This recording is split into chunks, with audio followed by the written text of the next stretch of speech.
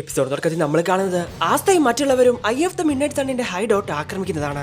തങ്ങളുടെ മുമ്പിലുള്ള എല്ലാവരെയും ഇല്ലാതാക്കിയാൽ മാത്രമേ അവരുടെ നേതാവായിട്ടുള്ള ലിച്ചിനടുത്തെത്താൻ അവരെ കൊണ്ട് സാധിക്കുമെന്ന് അവർ വിചാരിക്കുന്നു. എന്നാൽ ഇതേ സമയമാണ് ബ്ലാക്ക് ബുള്ളിന്റെ ഹൈഡ് ഔട്ട് എവിടെയാണെന്ന് മനസ്സിലാക്കിയ ഐ ഓഫ് ദ മിഡ്നൈറ്റ് സണ്ണിലെ റേഡിസും സാലിയും വാൾട്ടോസും അങ്ങോട്ട് വരുന്നത്.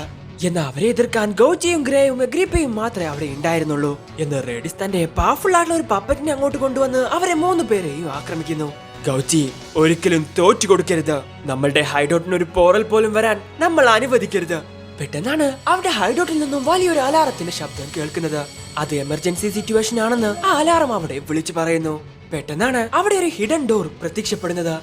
എന്താ ഇതൊക്കെ? പിന്നീട് നമ്മൾ കാണുന്നത് ഇവരുടെ ഹൈഡൌട്ടിനകത്തോട്ട് പോകുന്ന വാൾട്ടോസിനെയാണ്. എന്താ ഇവിടെ ഇങ്ങനെ ഷേക്ക് ആവുന്നേ? ആ റേഡിസിന്റെ എന്തെങ്കിലും സ്പെല്ലാണോ ഇത് എന്ന് അവൻ ചിന്തിക്കുന്നു. എന്നാൽ ഇതേ സമയം ബ്ലാക്ക് ബുള്ളിന്റെ ഹൈഡൌട്ടിൽ നിന്നും ഇറങ്ങി വന്ന ആ വ്യക്തി ആരാണെന്ന് ഇവർക്ക് മനസ്സിലാവുന്നില്ല. ഹേയ്, ആരാ നീ? നീ എന്താ ഞങ്ങളുടെ ഹൈഡൌട്ടിനകത്ത് ചെയ്യുന്നേ? ഹേയ്, ബ്ലാക്ക് ബുള്ളിന്റെ ഹൈഡൌട്ടിൽ 3 മാജിക് നൈറ്റ്സ് മാത്രമേ ഉള്ളെന്നാ ഞാൻ വിചാരിച്ചേ. ഇവനിപ്പോ എവിടുന്ന് വന്നു? അതൊന്നും വലിയ കാര്യമല്ല സാലി. നമ്മളുടെ മുമ്പിൽ വരുന്ന എല്ലാത്തിനെയും അങ്ങ് കൊന്നു കളയണം. അവനെ അങ്ങ് തീർത്തേക്കിയ സീസർ എന്ന് പറയുവാണ് റേഡിസ്. സോ ആ പപ്പറ്റ് അവനെ അറ്റാക്ക് ചെയ്യാൻ ശ്രമിക്കുന്നു. എന്നാൽ പെട്ടെന്നാണ് ആ വീടിന്റെ ഒരു ഭാഗം തന്നെ മാറി നിൽക്കുന്നത്. ഇത് കണ്ട് അവർക്ക് വിശ്വസിക്കാൻ സാധിക്കുന്നില്ല. ഈ സ്ഥലമെല്ലാം മാറ്റിമറിക്കുന്നത് ഒരു ഗോസ്റ്റ് ആണെന്ന് ചാർമിനും വെനസയും പറഞ്ഞിരുന്നു. അങ്ങനെയെങ്കിൽ നീയാണല്ലേ ആ പ്രേതം? പ്രേതം ശരിക്കും ഉണ്ടല്ലേ? ഇല്ല, അവൻ ജീവിച്ചിരിക്കുന്ന ഒരു മനുഷ്യനാണ്. അതെനിക്ക് ഫീൽ ചെയ്യുന്നുണ്ട്. അപ്പോഴാണ് അവരുടെ മുടി അനങ്ങുന്നത് ഗ്രേ കാണുന്നത്. നോക്കുന്ന സമയത്ത് അതിനകത്ത് നിറച്ചും പക്ഷികളായിരുന്നു. നിന്റെ ഇത്രയും വലിയ ഫാൻസി പവർ എന്താണെന്ന് എനിക്ക് മനസ്സിലാകുന്നില്ല. പക്ഷെ ഒരു ബിൽഡിംഗ് നശിപ്പിക്കുന്നത് ആക്രമിക്കാനോ പ്രതിരോധിക്കാനോ അല്ല. നിന്റെ പവർ എന്താണെന്ന് അവർക്ക് കാണിച്ചു കൊടുക്ക എന്ന് വിളിച്ചു പറയുവാണ് റേഡിസ്. എന്നാൽ അപ്പോഴാണ് ആ മേജ് ആ വീട് കൺട്രോൾ ചെയ്യുന്നത്. അവരെ 3 പേരെ ലക്ഷ്യമാക്കി വരുന്ന ആ സ്പെല്ലിനെ അത് തടയുന്നു. ഇത് കണ്ട് റേഡിസിന് വിശ്വസിക്കാൻ സാധിക്കുന്നില്ല. വാവ്, ഇത് ശരിക്കും വേറെ ലെവലാണല്ലോ. ഹേയ്, അവൻ ഈ ഓരോ പീസസിനെയും മാനിപ്പുലേറ്റ് ചെയ്ത് കൺട്രോൾ ചെയ്യാണെന്ന് തോന്നുന്നു. ഇതാ അണ്ടർ വാട്ടർ ടെമ്പിളിലുള്ള വൃദ്ധന്റെ ഗെയിം മാജിക് പോലെയാ. ചില വസ്തുക്കളും സ്ഥലങ്ങളും ഉപയോഗിക്കാൻ സാധിക്കുന്ന മാജിക്.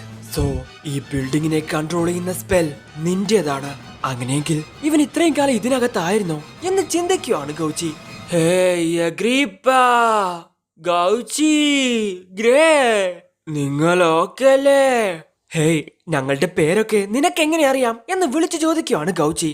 ബിക്കോസ് ഞാനും ഇവിടെയാണ് താമസിക്കുന്നത്. ഹേയ്, ഞാൻ കേട്ടുകൊണ്ടിരിക്കുന്ന ഈ പ്രേതം അത് നിങ്ങളാണോ? അതെ സാർ, പക്ഷേ ഞാനൊരു പ്രേതമല്ല. ഓ, ഞാൻ യാമി സുക്കി ഹീറോ.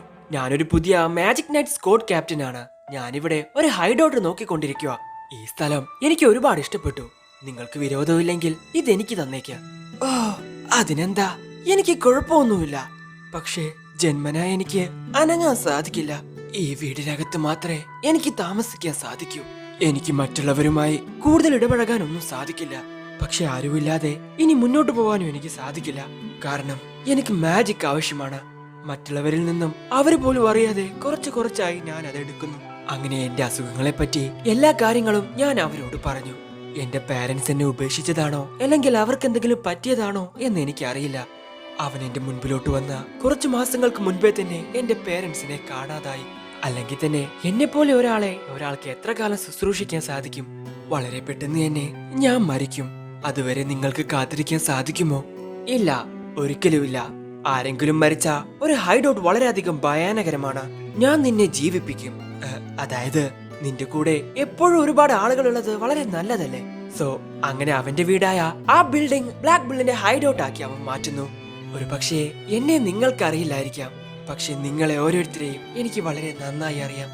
ഇത്രയും കാലം ഞാൻ ജീവനോടെ ഇരിക്കാനും നിങ്ങളാണ് കാരണം. നമ്മൾ ഇതുവരെ നേരിട്ട് കണ്ടിട്ടില്ലായിരിക്കാം, പക്ഷേ നിങ്ങളാണ് എന്റെ ഏറ്റവും വലിയ സുഹൃത്തുക്കൾ. എന്തായാലും ഇപ്പോൾ എന്നെ പരിചയപ്പെടുത്തേണ്ട സമയമാണ്. എന്റെ പേരാണ് ഹെൻറി ലിഗോലൻഡ്. ഹേയ്, നീ ആരാണെന്ന് എനിക്കറിയില്ല. ഞാൻ അത് അറിയാനും ആഗ്രഹിക്കുന്നില്ല. ഈ പൊട്ടിപ്പൊളിഞ്ഞ ബിൽഡിങ്ങിനോടൊപ്പം നിന്നെയും ഞാൻ നശിപ്പിച്ചിരിക്കും എന്ന് വിളിച്ചു പറയുവാണ് റേഡിസ്. ഞാൻ അത് ചെയ്യാൻ നിങ്ങളെ അനുവദിക്കില്ല. പിന്നീട് നമ്മൾ കാണുന്നത് വാൾട്ടോസിനെയാണ്.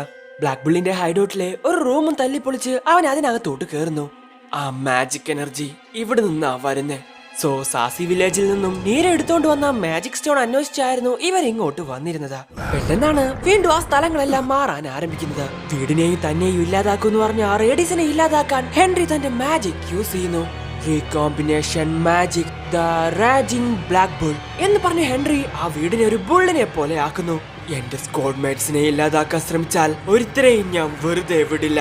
ഇത് കണ്ട് റേഡിസിനെ കൊണ്ട് വിശ്വസിക്കാൻ സാധിക്കുന്നില്ല.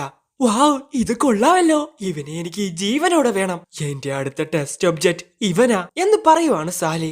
ഹേയ്, ഇത്രയും വലിയൊരു സാധനം കൺട്രോൾ ചെയ്യാൻ എത്രത്തോളം മാജിക് പവർ ആവശ്യം വരും? ഞാൻ എന്റെ മാജിക് പവർ മാത്രമല്ല ഉപയോഗിക്കുന്നത്, എല്ലാവരിൽ നിന്നും ഞാൻ ആ പവർ എടുക്കുന്നുണ്ട്. അങ്ങനെ സ്റ്റോർ ചെയ്തു വെച്ച ഈ ശക്തി ഞാൻ വലിയൊരു ബ്ലാസ്റ്റ് ആയിട്ട് ഉപയോഗിക്കും. ഇതെല്ലാ ബ്ലാക്ക് ബുൾ മെമ്പേഴ്സിന്റെയും പവറാണ്. ഇത്രയും കാലം ഞാൻ കിടപ്പിലായിരുന്നു, പക്ഷേ കുറച്ചു വർഷങ്ങൾക്ക് മുൻപ് ഈ ഹൈഡോട്ടിനകത്തൂടെ എഴുന്നേറ്റ് നടക്കാൻ എനിക്ക് സാധിച്ചു. അതിന് ഞാൻ നിങ്ങളോട് വേണം നന്ദി പറയാൻ. സോ ചാർമിനും വെനസയും കണ്ട ആ ഗോസ്റ്റ് ഇവൻ തന്നെയാണെന്ന് ഗൗച്ചിക്ക് മനസ്സിലാകുന്നു. എനിക്കിപ്പോഴും എന്റെ സ്വഭാവത്തെ മാറ്റിയെടുക്കാൻ സാധിക്കുന്നില്ല. നിങ്ങൾ എന്റെ അടുത്തെത്തിയാൽ നിങ്ങളുടെ മാജിക് പവർ ഞാൻ വലിച്ചെടുക്കും. അതുകൊണ്ട് എനിക്ക് നിങ്ങളെ നേരിട്ട് കാണാൻ സാധിക്കില്ല. പക്ഷെ ഒരു ദിവസം ആരും അറിയാതെ ഈ വീട്ടിൽ ഒരാൾ കൂടി താമസിക്കുന്നുണ്ടെന്ന് ഒരു കുട്ടി കണ്ടുപിടിച്ചു. എന്റെ മാജിക് പവർ പോകുമെന്ന് വിചാരിച്ച് നിങ്ങൾ പേടിക്കണ്ട, കാരണം എന്റെ കയ്യിൽ അതില്ല. ഇടയ്ക്കിടെ അവൻ എന്നെ കാണാൻ വരുമായിരുന്നു. അന്ന് ഞാൻ ഒരു സത്യം മനസ്സിലാക്കി, ഞാനും ബ്ലാക്ക് ബുള്ളിലെ ഒരു മെമ്പറാണ്. സോ യാമി ഇവനെ കാണാൻ വന്ന സമയത്ത് യാമിയുടെ മാജിക് പവർ എല്ലാം ചോർന്നു പോകുന്നത് പോലെ അവന് തോന്നുന്നു. ഇനി ഇവിടെ നിന്നാ ശരിയാവില്ല. ഇന്നു മുതൽ നീയും ഞങ്ങളുടെ സ്ക്വാഡിലെ ഒരു മെമ്പറാ. നിന്റെ സ്ക്വാഡ് മേറ്റ്സിനെ പ്രൊട്ടക്ട് ചെയ്യാൻ തീർച്ചയായിട്ടും ഒരിക്കൽ നീ ഇവിടെ നിന്ന് എഴുന്നേക്കും. അന്ന് നീ അത് ധരിക്കണം എന്ന് പറഞ്ഞ് ബ്ലാക്ക് ബുള്ളിന്റെ ഒരു റോബ് അവന് കൊടുക്കുന്നു. സോ ഇപ്പോ അതിനുള്ള സമയമായിരിക്കുന്നു. ഹെൻറിയും ബ്ലാക്ക് ബുള്ളിലെ ഒരു മെമ്പർ ആണെന്ന് ഇവനെ കൊണ്ട് വിശ്വസിക്കാൻ സാധിക്കുന്നില്ല. എന്തൊക്കെ പറഞ്ഞാലും എന്റെ പവർഫുൾ പെപ്പറ്റ് ആയിട്ടുള്ള ഇവന്റെ കൂടെ പിടിച്ചു നിൽക്കാൻ നീ ആയിട്ടില്ല എന്ന് പറഞ്ഞ് റേഡിസ് അവനെ അറ്റാക്ക് ചെയ്യുന്നു. Mana screw screw, mana rocket punch.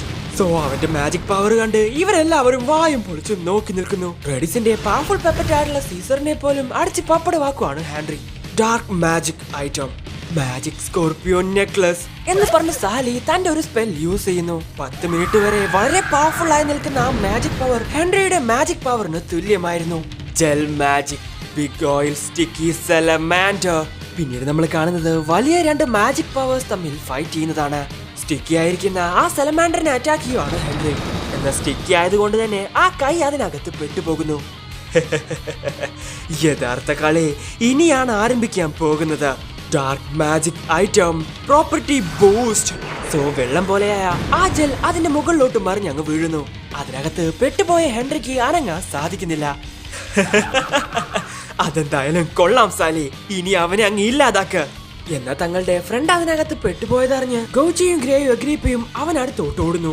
So gel മാജിക്കിനെതിരെ ഗൗച്ചിയുടെയും അഗ്രീപ്പയുടെയും power ഉപയോഗിക്കാൻ സാധിക്കില്ല. അതുകൊണ്ട് തന്നെ ഗ്രേയുടെ മാജിക് ഉപയോഗിച്ച് അതിന്റെ ആട്രിബ്യൂട്ട് മാറ്റണമെന്ന് പറയുവാണ് ഗൗച്ചി. ഏയ്, ഇത്രയും വലിയ മോൺസ്റ്ററിന്റെ ആട്രിബ്യൂട്ട് മാറ്റാൻ എന്നെ കൊണ്ട് ഒറ്റയ്ക്ക് സാധിക്കില്ല.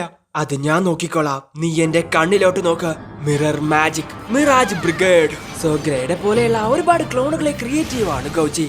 തന്റെ ട്രാൻസ്ഫോർമേഷൻ മാജിക് ഉപയോഗിച്ച് ആ ജെല്ലിനെ ഒരു ചെടിയാക്കി അവൾ മാറ്റുന്നു.